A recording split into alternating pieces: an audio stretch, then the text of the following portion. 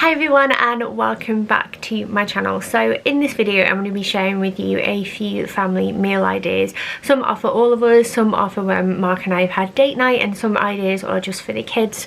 Either way, I really hope you enjoy it, so if you want to see more then keep watching.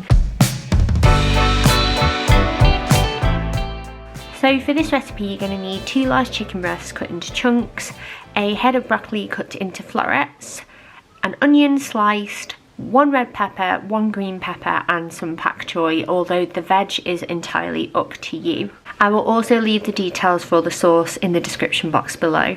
So first what you're going to do is seal your chicken in a wok with a little bit of oil, and then once that's done you're going to add in your broccoli and your onion and give that a stir, followed by the rest of your vegetables, and you want to cook this on a really high heat. Meanwhile you're going to pop all of your sauce ingredients into a pan and bring them up to the boil. As I mentioned, they will be listed in the description box down below. What you're going to use to thicken this is actually a mixture of corn flour and water, so it's nice and syrupy. Once your veg and chicken is cooked, you add the sauce to the pan and give that a good stir. Then what I like to do to save washing up is to put everything in a bowl to stay warm and cover it, and use the same wok to make my egg fried rice. So I whisk a couple of eggs and I like to use some microwavable rice just to save time. So I cook these as per the package instructions. As you can see, it doesn't matter which brand you use, and while they're cooking in the microwave I quickly cook off my egg in a little bit of sesame oil. Once that's done I take that out of the pan, put it to one side, and then add in my rice with an extra bit of sesame oil along with some garlic paste, salt and pepper and a little bit of soy sauce, and I cook that off on a high heat so you get that nice egg fried rice consistency. I add the egg back in and then serve it with our chicken teriyaki and some sesame seeds, which I tend to have in anyway, but they are entirely optional. So the next meal is more of an idea than a recipe because it is so easy, but Bill's favourite thing to eat is chicken drumsticks. He loves them, and all I do is buy a pack of chicken drumsticks. I add about 1/3 of a bottle of our favourite barbecue sauce along with some crushed garlic, and I make sure that they are all nicely coated and leave them in the fridge for the day to marinate. Then I pop them in a roasting tray and I let them cook in the oven until they are nicely cooked through, and we just serve them with whatever you want, so chips, sweet corn, anything that you fancy, but it's just a lot cheaper than buying the ready-made ones that you can get, and you've got control over the flavours. The next dish that I'm going to do are some loaded nachos with some refried beans, and again this is just an assembly dish, but we're trying these new guacamole Doritos which are actually really nice, and these granule Cheeto refried beans are amazing. And all I'm going to do is layer them up, so it's going to be a mix of Doritos, cheese, refried beans, and then repeat until you've got a couple of layers. Refried beans do look a bit like cat food, but I promise that they don't taste like cat food, so just trust me on that one.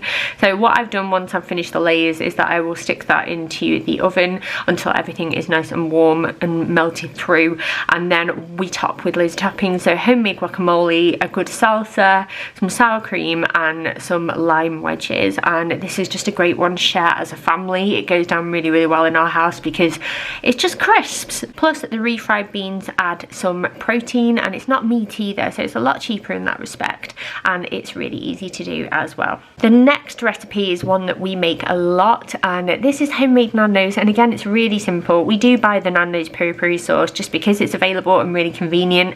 I have marinated 2 chicken breasts here and I've left that marinating all day just so you really get the most out of the flavour, and I like to bake them in the oven along with some chips. And all we do is slice those chicken breasts up and we put them into flatbreads. Here I have some mixed leaves, chili jam, we've got some halloumi in there and also some Pyrenees as well. So you can put whatever you like, but this is just a really nice one because everybody can assemble their own meal and you can make it as spicy and adventurous as you like. Now what we serve with that is actually some homemade macho peas, and the way I make this is a little knob of butter in some frozen peas that I've cooked off with some mint sauce. You could use dried mint or fresh mint as well, whatever is available to you, and then I add some chili flakes and also a pinch of sugar as well, and it makes a really decent macho peas if you're a asking me. I mash it with a potato masher, so you get a bit of texture along with some crushed peas as well, and they're just really good and really easy to make. So this is what my serving looked like all plated up. So I've got some fries on the side, I've got a little bit of extra halloumi because I'm addicted to it,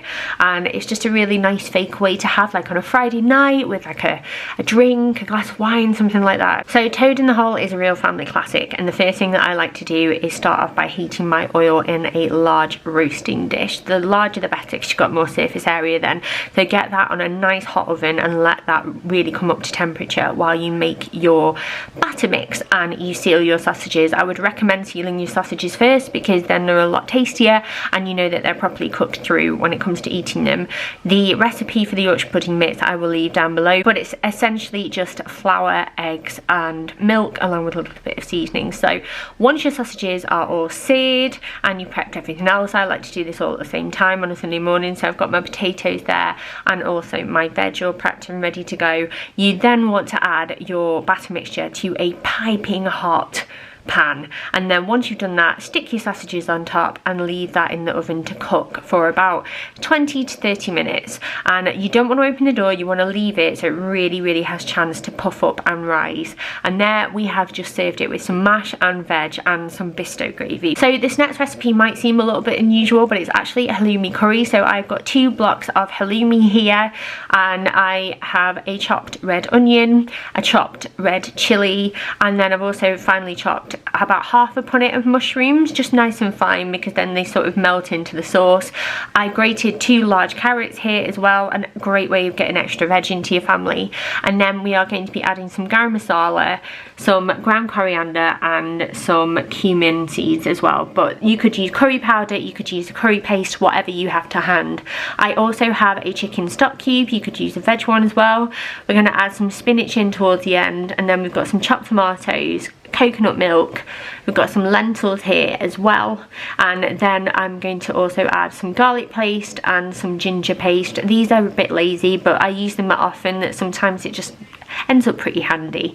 And then I'm also going to add in a little bit of mango chutney for sweetness, but you could substitute this for honey or sugar. I'm just using it because we had it in leftover to use up. So first, in your large pan, you're going to add a bit of oil and add your onion and your chilli, and once that is cooked off, you're going to follow that up by adding your garlic and ginger paste, your carrot and also your mushrooms, and you just want to mix this all through and cook these off so everything reduces a little bit and gets nice and sticky. Then you're going to go in with your spices. The exact measurements I'm going to leave down below, but like I said, a heaped tablespoon of your favourite spice mix or some curry paste is fine too.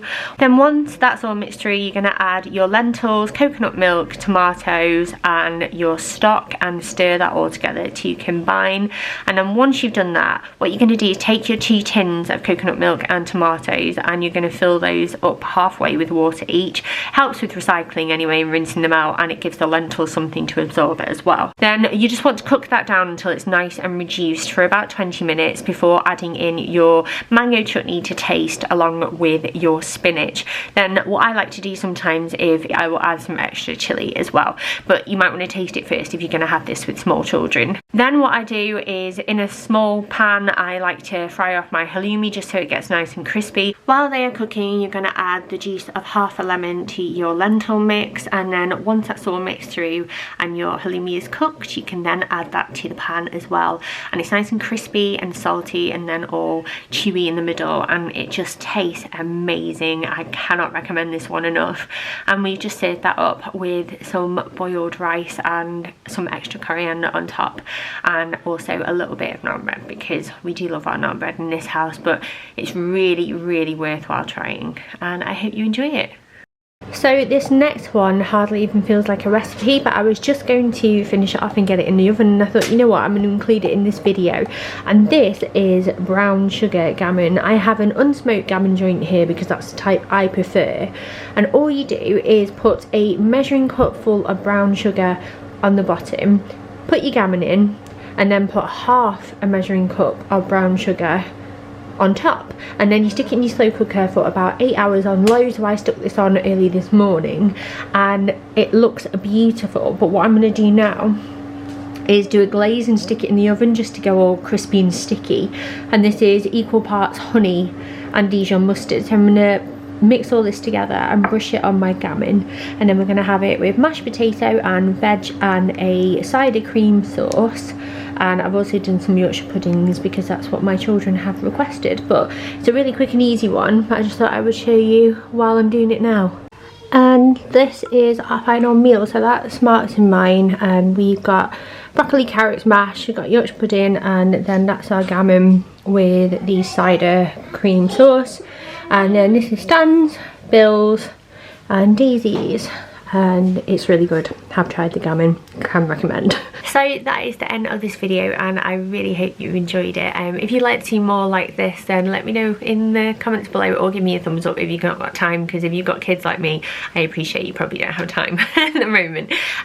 But yeah, I hope you did enjoy it. It's quite hard to film these sorts of things at the moment because I'm struggling to find the time to be able to film without loads of noise going on. So whether or not that's the kids or our building team, because that's always going on at the moment. So I've resorted to like filming it and writing down all my recipes by hand, and then doing voiceovers. But voiceovers you also need a bit of peace and quiet for as well. So sorry that my videos aren't as frequent and that there are delays, because I know I'm not up to scratch at the moment, but I am trying my best. But I'm gonna love you and leave you on that note. So I hope you're all safe and well. I hope you're doing okay, and I will hopefully see you very, very soon.